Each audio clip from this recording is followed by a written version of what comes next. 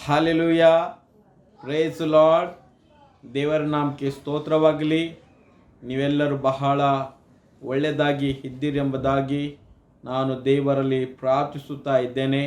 ನೀವು ಪ್ರತಿ ಭಾನುವಾರ ಈ ಒಂದು ಆರಾಧನೆಯಲ್ಲಿ ಆನ್ಲೈನ್ ಸರ್ವಿಸ್ನಲ್ಲಿ ನೀವು ಭಾಗವಹಿಸ್ತಾ ಇದ್ದೀರಿ. ದೇವರನ್ನು ಕೊಂಡಾಡುತ್ತಾ ಈ ಒಂದು ವಾಕ್ಯಗಳನ್ನು ಸಹ ನೀವು ಕೇಳುತ್ತಾ ಇದ್ದೀರಿ. ಅದಕ್ಕೆ ಪುನಃ ಸಲ ನಾನು ಪರಲೋಕದ ತಂದೆಗೆ ನಾನು ವಂದಿಸುವಂತನೂ ಆಗಿದ್ದೇನೆ. ಇವತ್ತು ದಿವಸ ಸಹ ನಾವು ದೇವರ ವಾಕ್ಯವನ್ನು ನಾವು ಕೇಳೋಣ. ಪ್ರಿಯರೇ, ನಮ್ಮ ಹೊಸ ಒಡಂಬಡಿಕೆಯಲ್ಲಿ ಯೋಹಾನನ ಮೊದಲನೆಯ ಪತ್ರಿಕೆಯಲ್ಲಿ 1ನೇ ಸಂಧಿಯ 2ರಿಂದ 10 ವಚನಗಳು. 1 John chapter 1 verses 2 to 10. पहला यूहन्ना उसका पहला अध्याय 2 वचन से लेकर 10 वचन तक. ಇಲ್ಲಿ ನಾವು ದೇವರ ಅನ್ಯೋನ್ಯತೆಯ ವಿಷಯದಲ್ಲಿ ನಾವು ನೋಡ್ತೇವೆ. यहाँ पर परमेश्वर की जो है संगति के विषय में हम देखते हैं. और यीशु जो हमारे साथ में एक मुलाकात, हमारे साथ में जो है जुड़ने के लिए वो हमारे साथ में जो है बना रहता है. और इसीलिए जो सत्य के द्वारा चलाए जाते हैं और उसके बातों के द्वारा जो चलाए जाते हैं उसके साथ में संगति बांधते हैं. आदि से हम देखते हैं कि परमेश्वर ने मनुष्य के साथ में एक संगति, एक जो है अपनापन को उसने बना लिया. ಅದು ಅನ್ಯೋನ್ಯತೆ ಎಂಬುದಾಗಿ ಹೇಳ್ತೀವಿ. ಬಹಳ ಹತ್ತಿರವಾಗಿರುವಂಥ ಸಂಬಂಧ ದೇವರು ಆದಿಯಿಂದಲೇ ಆದಮನು ಅವ್ವನು ಇವರಿಬ್ಬರನ್ನು ಮಾಡಿರುವಾಗ ದೇವರು ಪ್ರತಿಯೊಂದು ದಿವಸ ಅವರಿಗೆ ಭೇಟಿಯಾಗೋದಕ್ಕೆ ಬರುತ್ತಾ ಇದ್ದನು, ಅವರಲ್ಲಿ ಮಾತಾಡುತ್ತಾ ಇದ್ದನು, ಅವರ ಸಂಗಡ ಆತನು ಇದ್ದನು. ಈ ಒಂದು ವಾಕ್ಯ ಸತ್ಯವೇದ ನಮಗೆ ತಿಳಿಸಿಕೊಡುತ್ತದೆ. ಅದಕ್ಕಾಗಿ ದೇವರು ತನ್ನ ಪ್ರಭಾವವನ್ನು, ತನ್ನ ಮಹಿಮೆಯನ್ನು ಮನುಷ್ಯರ ನಡುವೆ, ಮನುಷ್ಯನ ಜೊತೆಯಲ್ಲಿ ತೋರಿಸೋದಕ್ಕೆ ಅನೇಕ ಸಲ ಆತನು ಬೇರೆ ಬೇರೆ ಆತ ತನ್ನ ಜನರ ಜೊತೆಯಲ್ಲಿ ಆತನ ಸಂಬಂಧ ಕಟ್ಟಿಕೊಂಡಿದ್ದನು. ಈ ರೀತಿಯಲ್ಲಿ ನಾವು ನೋಡ್ತೇವೆ. ಆತನು ಅಬ್ರಹಾಮನ ಜೊತೆಯಲ್ಲಿ ಒಳ್ಳೆಯ ಸಂಬಂಧವನ್ನು ಕಟ್ಟಿಕೊಂಡನು. ಆತನಿಗೆ ವಾಗ್ದಾನದ ತಂದೆಯಾಗಿ ಆತನು ಮಾಡಿಬಿಟ್ಟನು. ಆತನು ಏನದ ಮೋಶೆ ಜೊತೆಯಲ್ಲಿ ಒಂದು ಒಳ್ಳೆಯ ಸಂಬಂಧವನ್ನು ಕಟ್ಟಿದನು. ದಾವೀದ ಜೊತೆಯಲ್ಲಿ ಆತನು ಒಳ್ಳೆಯ ಸಂಬಂಧ ಕಟ್ಟಿಕೊಂಡಿದ್ದನು. ಆತನು ಸೊಲೊಮೋನನ ಜೊತೆಯಲ್ಲಿ ಒಳ್ಳೆಯ ಸಂಬಂಧ ಕಟ್ಟಿಕೊಂಡು ಜ್ಞಾನವನ್ನು ಕೊಟ್ಟಿದ್ದನು. ಆತನು ಅನೇಕ ಏನದ ಪ್ರವಾದಿಗಳಲ್ಲಿ ಯೆಶಾಯ, ಎಲಿಯ, ಆತನು ಯೆರೆಮೀಯ, ಈ ಎಲ್ಲ ಒಂದು ಪ್ರವಾದಿಗಳ ಜೊತೆಯಲ್ಲಿ ಆತನ ಸಂಬಂಧವು ಒಳ್ಳೆಯದಾಗಿತ್ತು. ಇವರೆಲ್ಲರೂ ದೇವರ ಒಂದು ಭಯದಿಂದ ಅವರು ತಮ್ಮ ಜೀವನವನ್ನು ನಡೆಸಿಕೊಂಡು ಹೋಗ್ತಾ ಇದ್ರು. ಅದಕ್ಕೆ ಅವರು ದೇವರ ಹತ್ತಿರ ಬಹಳ ಸಮೀಪವಾಗಿದ್ದರು. ये जो जितने लोग के नाम मैंने लिया यहाँ पर, वे जो है परमेश्वर से डरते थे, उससे जो है उसके साथ में अपने जीवन को, अपनी जो है संबंध को, अपने मार्ग को वे अपना लिए थे. कि परमेश्वर जहाँ उनको अगुवाई करता वहाँ वो चल पड़ते. जो परमेश्वर बोलता है उसको वे करते थे, उसकी बातों को मानते थे. प्रियो, इसीलिए हम देखते हैं बाइबल बताती है, पहली बात हम देखते कि परमेश्वर जो है उजाला है, ಆತನು ಬೆಳಕು ಆಗಿದ್ದಾನೆ. ಅದಕ್ಕೆ ಆತನು ಇಷ್ಟ ಏನಂದ್ರೆ ತನ್ನ ಜನರು ಬೆಳಕಿನಲ್ಲಿ ಜೀವಿಸುವಂತರು ಆಗಿರಬೇಕು. ಅವರ ಕತ್ತಲಿನ ಮಾತಿನಲ್ಲಿ, ಪಾಪದ ಮಾತುಗಳಲ್ಲಿ ಸಿಕ್ಕಿ ಬೀಳಲಾರದಂಥವರು ಆಗಿರಬೇಕು. ಅನ್ಯೋನ್ಯತೆಯಲ್ಲಿ ಬೆಳೆಯಬೇಕಾದರೆ ಪಾಪದಿಂದ ಮನುಷ್ಯನು ಹೊರಗಡೆ ಬರಬೇಕು. परमेश्वर के साथ में संगति बांधकर चलना है तो उसको जो है पाप से उससे जो है दूर होना चाहिए. एक तो हम देखते हैं वो अपने पापों को जो है मान लेना है. ಆತ ತನ್ನ ಪಾಪಗಳನ್ನು ಏನದ ಒಪ್ಪಿಕೊಳ್ಳಬೇಕು.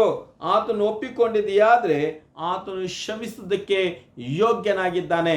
वो जो है क्षमा करने के लिए वो परमेश्वर योग्य है. इसलिए पाप जो है मनुष्य और परमेश्वर को दूर करता है, उनकी संबंधों को जो है दूर करता है. उनके बीच में जो है एक दीवार होता है जहाँ पर मनुष्य जो है परमेश्वर तक नहीं पहुँच सकता. लेकिन फिर भी परमेश्वर जो है वो मनुष्य तक जो है पहुँचने के लिए उसने बड़ा जो है प्लान बनाया, बड़ा उसका उद्देश्य उसने जो है प्रकट किया. यूहन्ना उसका 3 अध्याय का 16 वचन देखते हैं कि परमेश्वर ने जगत से ऐसा प्रेम किया कि उसने अपना एकलौता पुत्र उसने दे दिया, ताकि जो कोई उस पर विश्वास करे वो नाश ना हो लेकिन अनंत काल का जीवन को पाने के लिए परमेश्वर ने वहाँ पर दिया. कितना बड़ा प्यार हम देखते हैं। जो विश्वास करेंगे वो जो है उसके लोग बन जाएंगे, उसके बच्चे बन जाएंगे। इसलिए जो है पाप से हमको दूर होना है। जो इंसान कहता है कि मैंने पाप नहीं किया, मैंने अब तक गलती नहीं किया, मैंने कभी इस बात को मैंने समझा ही नहीं, अगर ये कहता है तो वो व्यक्ति जो है अंधकार में जीता है, क्योंकि वो अपनी गलतियों को जो है मान नहीं ले रहा, या अपने गलतियों के विषय में विचार नहीं कर रहा, या अपनी गलती के बारे में कभी भी जो है वो स्वप्न नहीं चाहता। इस प्रकार से जो है एक उदाहरण बाइबल में हम देखते हैं। ಈ ರೀತಿಯ ಒಂದು ಉದಾಹರಣೆಯನ್ನು ನಾವು ನೋಡುವಂತರಾಗಿದ್ದೇವೆ ದಾವೀದನ ವಿಷಯದಲ್ಲಿ, ಬೆತ್ಸೆದ ವಿಷಯದಲ್ಲಿ. ದಾವೀದನು ಒಂದು ಒಳ್ಳೆ ರಾಜನಾಗಿದ್ದನು. ಆತನು ಬೆತ್ಸೆದ ಸ್ತ್ರೀ ಮೇಲೆ, ಒಂದು ಮದುವೆಯಾಗಿರುವಂತಹ ಸ್ತ್ರೀಯ ಮೇಲೆ ಆತನು ದೃಷ್ಟಿ ಇಟ್ಟುಕೊಂಡು ಆತನು ಆಶೆ ಪಟ್ಟನು. ಈ ಒಂದು ಸ್ತ್ರೀ ನನಗೆ ಸಿಗಬೇಕು ಎಂಬ ಒಂದು ಉದ್ದೇಶದಿಂದ ಆತನು ಬೆತ್ಸೆದದ ಗಂಡನನ್ನು ಆತನು ಅನೇಕ ಪ್ಲಾನ್ಗಳ ಮೂಲಕ ಕೊಲ್ಲಿಸಿ ಬಿಟ್ಟನು. दाऊद जो है वो जो है बेत्सेदा को, जो स्त्री जो शादीशुदा थी, उसको पाने के लिए उसने बहुत सारे षड्यंत्र को रच कर उस बेत्सेदा के पति को उसने मार दिया और उसने जो है बेत्सेदा को अपना लिया। और दाऊद राजा जो है जी रहा था, उसको लग रहा था कि मैंने ऐसा कोई गलती नहीं किया, कोई पाप नहीं किया। उसने जो है इस बात को मान कर वो चल रहा था, और वो जो है परमेश्वर के लिए जो है यज्ञ को भी अर्पण करने वो चल पड़ा, और वो जो है राजा ही बनकर रहा, और वो कभी जो है अपने पाप को उसने महसूस ही नहीं किया। इसलिए हम देखते हैं परमेश्वर ने वहाँ पर जो है फिर से एक प्रवादी को वहाँ पर भेजा। ದೇವರು ಆತನು ತನ್ನ ಪ್ರವಾದಿಯನ್ನು ಕಳಿಸಿ ಕೊಟ್ಟನು. ಇದು ಹೇಳುವಂತನಾಗಿ, दावीदನೇ ನೀನು ಮಾಡಿರುವಂಥದ್ದು ಪಾಪ ಎಂಬುದಾಗಿ ತಿಳಿಸಿಕೊಟ್ಟನು. परमेश्वर के द्वारा जो जो भविष्यवक्ता वहाँ पर गया, उसको बतला दिया कि तूने जो है दूसरे को जो है दूसरे की पत्नी को तूने अपना लिया है, परमेश्वर के विरुद्ध में तूने पाप किया है। ये जो है बात जो है बहुत तब जो दाऊद राजा को जो है पता चलता है, उसको एहसास होता है कि मैंने जो किया है, जो ये गलती है कर उसने वो जो है मान लेता है। उसके बाद में वो परमेश्वर के संधान में जो है पश्चाताप की विनती करता है, वो विलाप करता है, रोता है, शोकित करता है। भजन संहिता जो है 51 ಕೀರ್ತನೆ 51 ನಾವು ನೋಡ್ತೇವೆ. Psalms 51, the whole portion we see that he confesses his sin. वो अपनी जो पापों को जो है कन्फेस करता है, अंगीकार कर लेता है। जब कोई इंसान अपने पापों को जो है अंगीकार कर लेता है, परमेश्वर के साथ में वो एक बनता है। इसलिए मैं कहना चाहूँगा, ಈಗಾಗಿ ನಾನು ಹೇಳುವಂತನೋ ಹಾಗಿದ್ದೇನೆ, ನಾವು ದೇವರ ಅನ್ಯೋನ್ಯತೆಯಲ್ಲಿ ನಾವು ಬೆಳೆಯಬೇಕು। परमेश्वर की जो है संगति में हमको बढ़ना ज़रूरी है। दूसरी बात हम देखते हैं, कभी कभार हम जो है बिना पाप के जो है परमेश्वर से हम दूर होकर चले जाते हैं, नाराज हो जाते हैं। संकट को देखने के बाद में, इन द ट्रबल, संकट के समय में हम जो है इंसान हार जाते हैं और दूर हो जाते हैं। इस प्रकार से हम देखते हैं। एक स्त्री के बारे में इस प्रकार मैं कहना चाहूँगा कि अब जो है कोविड हो रहा है, ಕೋವಿಡ್ ಚಲ್ रहा है, इस स्थिति के बारे में ಈ ಮಾತುಗಳು ನಾನು ಹೇಳಲಿಕ್ಕೆ ಇಷ್ಟಪಡ್ತೇನೆ। ಒಂದು ಆಲಯದಲ್ಲಿ, ಒಂದು ಸಭೆಯಲ್ಲಿ ಒಂದು ವಯಸ್ಸಾಗಿರುವಂಥ ಒಂದು ತಾಯಿ ಇದ್ದಳು। एक जो है बुजुर्ग स्त्री थी और उसकी जो है बेटी थी, जिसका शादी हुआ था, वो अपने परिवार में थी। अब जो है रिसेंटली ये बात बता रहा हूँ कि उसको जो है कोविड हुआ, उसको वायरस हुआ, कोरोना वायरस हुआ। इन्फेक्शन होने के द्वारा वो जो है मध्य जो उस उम्र में वो जो है बीत गई या मर गई। हम देखते हैं जब वो मर गई, ये माँ रोने लगी, परमेश्वर से जो है अपने बातों को बताने लगी, परमेश्वर तूने ऐसा क्यों किया। वो कहती है, परमेश्वर तूने क्यों मेरी बेटी को ले लिया, क्यों उसको ये मृत्यु दिया तूने। अगर लेना ही था तो मुझे लेना, मेरा उम्र हो चुका है, मैं अपनी ज़िंदगी को जो है यहाँ पर बीता चुकी हूँ, क्यों आपने मेरी बेटी को ले लिया। वो निराश होकर जो है शोक मनाती है, और उसने अपने पासबान से कह दी कि अभी से मैं परमेश्वर से प्रार्थना नहीं करूँगी, उससे बातें नहीं करूँगी, क्योंकि परमेश्वर ने जो है मेरी बेटी को ले लिया। इस प्रकार जो है वो संघर्ष में, संकट के समय नाराज हो गए। कई बार हम देखते हैं लोग जो है आज कुछ संकट आने के द्वारा, जीवन में कुछ मृत्यु आने के द्वारा वे जो है परमेश्वर से दूर हो जाते हैं। कभी कभार कहते हैं कि मैं कितना विश्वास किया, कितना मैंने विश्वास लोगों पर, मसीह लोगों पर किया, सभी लोग मुझे धोखा दे।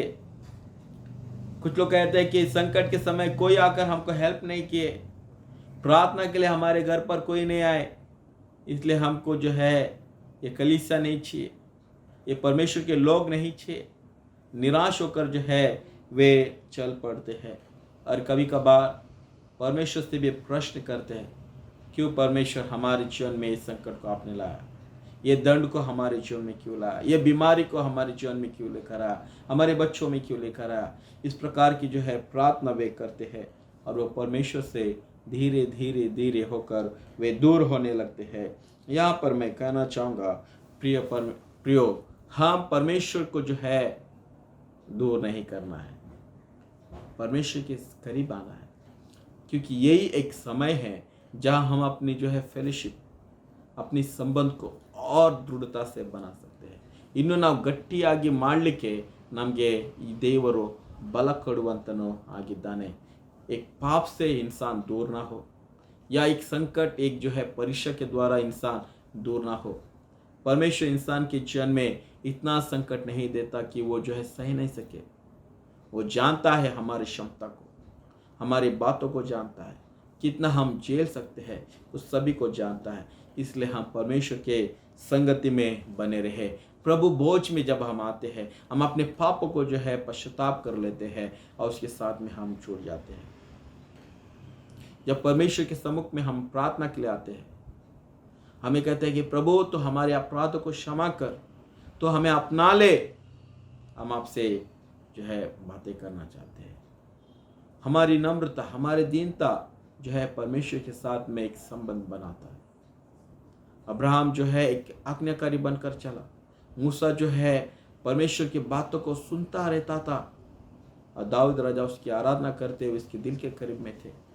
कई शिष्यों को हम देखते हैं यीशु के साथ में रहते थे, जो उसके बहुत ही करीब रहने वाले शिष्य थे। उनके साथ में उन्होंने खाया पिया, उन्हें जो है परमेश्वर की आराधना की। हम भी जो है जितना हम अपने समय को परमेश्वर के सम्मुख में बिताएंगे, प्रार्थना के द्वारा, बाइबल वचन पढ़ने के द्वारा, ध्यान करने के द्वारा, जितना हम अपने समय को परमेश्वर के सम्मुख में बिताएंगे प्रियो, उतना हमारा संबंध जो है अच्छा बनता रहेगा। कोई भी लीजिए आप दुनिया में जो परमेश्वर के साथ में जो अपने जीवन को बिताया, वो जो है प्रिय वे लोग हो गए।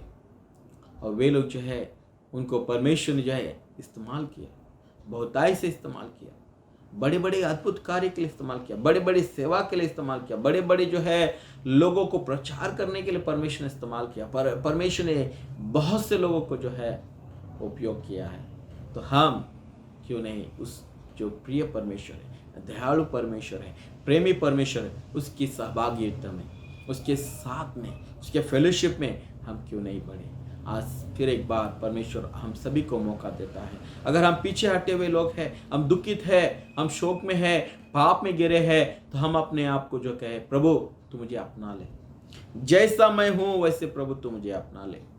मैं आपके करीब में आना चाहता हूँ, आपके साथ में रहना चाहता हूँ, आपकी बातों को सुनना चाहता हूँ। प्रभु जी अपनी संगति में मुझे रख। यीशु मसीह जो है यही कहता है, जैसे मैं पिता के साथ में हूँ वैसे मैं तुमसे भी संबंध बना लिया। ए पिता, तो इनको जो है अपना ले, हमारे साथ में, हमारे सहभागिता में एक बने रहे कर यीशु मसीह जो है एक महायाजक की प्रार्थना जो है यूहन्ना उसका 17वां अध्याय में करता है। तो हम उसके साथ में जुड़े, एक अच्छे लोग बनकर जुड़े। परमेश्वर के साथ में जो भी जुड़ेंगे, कोई उन्हें अलग नहीं कर सकता, कोई भी नहीं। जब गरीबी नहीं हमको दूर कर सकता, बीमारी हमको दूर नहीं कर सकता, परेशान हमको दूर नहीं कर सकता। जितना हम परमेश्वर के करीब रहेंगे उतना हमारे जीवन में संकट, समस्या ये तो आता ही रहेगा, क्योंकि हमको अलग करने के लिए। लेकिन हम अलग होने वाले नहीं, हम जुड़ कर रहने वाले बने। प्रियो, आज जो है इस संदेश को आपके मध्य में रख रहा हूँ, आप सुनिए और आशीष पाइए। Thank you. प्रार्थना करेंगे। प्रिय परमेश्वर, आपको धन्यवाद देते हैं आज सुंदर समय के लिए। प्रभु, फिर से हम आपके वचन को सुने हैं, आपकी आराधना किए हैं, आपकी संगति में, आपके प्रेम में बने रहने के लिए हमें प्रभु आपने बुलाया है। अगर हम आपसे दूर हुए हैं, हमारे अपराधों को क्षमा कर, हमारे पापों को क्षमा कर और अपने करीब में ले प्रभु जी। फिर से एक प्रभु मौका दे ताकि आपके साथ में हम जुड़े, हम बने रहे। हमारे दुख, हमारे कष्ट हमको प्रभु आपसे अलग ना करे। इतना प्यार हम आपसे कर सके, ऐसा तो हमारे जीवन में कार्य करने के लिए विनती करते हैं। आदर महिमा आपको देते हैं। जितने लोग इस प्रभु इस संदेश को सुनते हैं उन सभी को तो आशीष करने के लिए इस प्रार्थना प्रभु यीशु के नाम से मांगते हैं, आमीन। ಪರಲೋಕದ ತಂದೆ, ನಿನ್ನ ನಾಮ ಪರಿಶುದ್ಧಪಡಲಿ, ನಿನ್ನ ರಾಜ್ಯವು ಬರಲಿ, ನಿನ್ನ ಚಿತ್ತ ಪರಲೋಕದಲ್ಲಿ ನೆರವೇರೋ ಪ್ರಕಾರ ಭೂಲೋಕದಲ್ಲಿ ನೆರವೇರಲಿ. ನಮ್ಮನ್ನು ಆಹಾರವನ್ನು ದಯಪಾಲಿಸಿಕೊಡು. ನಮಗೆ ತಪ್ಪು ಮಾಡಿದರೆ ನಾವು ಕ್ಷಮಿಸುವಂತೆ ನಮ್ಮ ತಪ್ಪುಗಳನ್ನು ಕ್ಷಮಿಸು. ನಮ್ಮನ್ನು ಶೋಧನೆಗೆ ಸೇರಿಸಿದೆ ಕೇಳಿಯನ್ನು ತಪ್ಪಿಸು. ಯಾಕಂದರೆ ರಾಜ್ಯ ಬಲವು ಮಹಿಮೆ ಸದಾಕಾಲವು ನಿಂದೇ ಸ್ವಾಮಿ, ಆಮೇಲೆ. ಈಗಲೂ ನಮ್ಮ ಕರ್ತನಾಗಿರುವಂಥ ಯೇಸು ಕ್ರಿಸ್ತನ ಕೃಪೆಯು, ತಂದೆ ದೇವರ ಪ್ರೀತಿಯು, ಪರಿಶುದ್ಧಾತ್ಮನ ಅನ್ಯೋನ್ಯತೆ ಸಹಭಾಗವು ನಮ್ಮ ಎಲ್ಲರ ಜೊತೆಯಲ್ಲಿ, ವಿಶೇಷವಾಗಿ ವಾಕ್ಯವನ್ನು ಕೇಳುವಂಥ ಪ್ರತಿಯೊಂದು ಆತ್ಮದೊಂದಿಗೆ ಇಂದಿಗೂ ಎಂದೆಂದಿಗೂ ನೆಲೆಯಾಗಿರಲಿ, ಆಮೇಲೆ. फिर से आप सभी से विनती करता हूँ, पुनः ಸಲ ನಿಮ್ಮೆಲ್ಲರಿಗೆ ವಿನಂತಿ ಮಾಡ್ತೇನೆ, ನಮ್ಮ ಪ್ರಾರ್ಥನೆ ಸಮಯವನ್ನು ನಾವು ಮೀರಲಾರದೆ ನಮ್ಮ ಮನೆಗಳಲ್ಲಿ ನಾವು ಕುಳಿತುಕೊಂಡು ನಾವು ಪ್ರಾರ್ಥನೆ ಮಾಡೋಣ ಮತ್ತು ಈ ವಾಕ್ಯಗಳನ್ನು ನಾವು ಕೇಳೋಣ. ಈ ಒಂದು ಆನ್ಲೈನ್ ಸರ್ವಿಸ್ ಮಾಡೋದಕ್ಕೆ ಅನೇಕ ನಮ್ಮ ಸಭೆಯ ಯೌವನಸ್ಥರು ಅನೇಕ ರೀತಿಯ ಪ್ರಯಾಸಗಳನ್ನು ಮಾಡುತ್ತಾರೆ, ಎಡಿಟಿಂಗ್ ಮಾಡ್ತಾರೆ. ಅದಕ್ಕಾಗಿ ನಿಮ್ಮಲ್ಲಿ ನಮ್ರ ವಿನಂತಿ, ಇದನ್ನು ನೀವು ವ್ಯರ್ಥವಾಗಿ ಹೋಗುವಂತೆ ಬಿಡಲಾರದೆ ನೋಡಲಿಕ್ಕೆ ನಿಮ್ಮ ಮನೆಯಲ್ಲಿ ಎಲ್ಲರಿಗೆ ನೀವು ಪ್ರೋತ್ಸಾಹ ಮಾಡಲಿಕ್ಕೆ ನಿಮ್ಮಲ್ಲಿ ಕೇಳಿಕೊಳ್ತೇನೆ. ಮತ್ತು ಪ್ರತಿಯೊಂದು ಭಾನುವಾರ ನೀವು ಯಾವ ರೀತಿಯಲ್ಲಿ ಕೂತ್ಕೊಂಡು ಆರಾಧನೆ ಮಾಡ್ತೀರೋ ಆ ಒಂದು ಕಾಣಿಕೆಗಳನ್ನು ಸಹ ನಿಮ್ಮ ಮನೆಗಳಲ್ಲಿ ಡಬ್ಬಿಗಳಿವೆ, ಕಾಣಿಕೆ ಡಬ್ಬಿಗಳಿವೆ, ದಯಮಾಡಿ ನೀವು ಅದರಲ್ಲಿ ಹಾಕಲಿಕ್ಕೆ ನಿಮ್ಮಲ್ಲಿ ನಾನು ಕೇಳಿಕೊಳ್ಳುತ್ತೇನೆ. ಏನಾದರೂ ವಿಷಯಗಳು ನಿಮ್ಮದು ಮನೆ ಕುಟುಂಬದ್ದು ಆಗಲಿ, ಪ್ರಾರ್ಥನೆ ವಿಷಯಗಳಾಗಲಿ, ಏನಾದರೂ ನಿಮಗೆ ಹೇಳುವಂಥದ್ದಿದೆ, ದಯಮಾಡಿ ನೀವು ನನಗೆ ಸಂಪರ್ಕ ಮಾಡ್ಬೋದು. ನೀವು ನನಗೆ ಪರ್ಸ್ನಲಿ ಫೋನ್ ಸಹ ಮಾಡ್ಬೋದು. ನಾನು ನಿಮಗಾಗಿ ಪ್ರಾರ್ಥನೆ ಮಾಡುವಂತನಾಗಿದ್ದೇನೆ. ಏನಾಗ್ತದೋ ನನ್ನ ಕಡೆಯಿಂದ ಅಷ್ಟು ನಾನು ಸಹಾಯದ ಮೂಲಕ ಅಥವಾ ಆತ್ಮಿಕ ರೀತಿಯಲ್ಲಿ ಅನೇಕ ರೀತಿಯಲ್ಲಿ ನಾನು ಸಹಾಯ ಮಾಡಲಿಕ್ಕೆ ನಾನು ಸಿದ್ಧನಾಗಿದ್ದೇನೆ. ದೇವರು ಪುನಃ ಸಲ ನಮ್ಮೆಲ್ಲರನ್ನು ತನ್ನ ಪ್ರೀತಿ ತನ್ನ ಅನ್ಯತೆಯಲ್ಲಿ ಬಲಪಡಿಸಲಿ, ಆಮೇಲೆ.